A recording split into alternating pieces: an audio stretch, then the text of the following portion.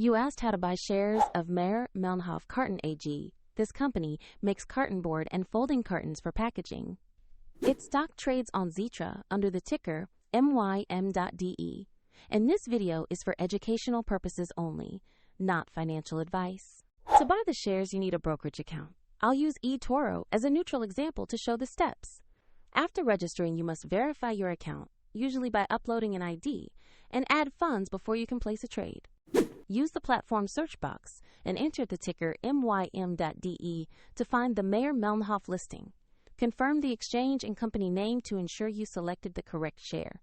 On the asset page, check basic company information and the price chart to confirm it is Mayr-Melnhof Karton AG.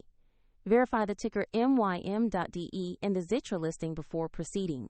Click Invest or Buy, enter the amount you want to invest, then review and confirm the order details before submitting. If the market is closed, the order will queue and execute when the market opens, and the platform will prompt you to add funds if your balance is insufficient. Your new position will appear in your portfolio once the trade is executed. For convenience, the broker link is in the description below.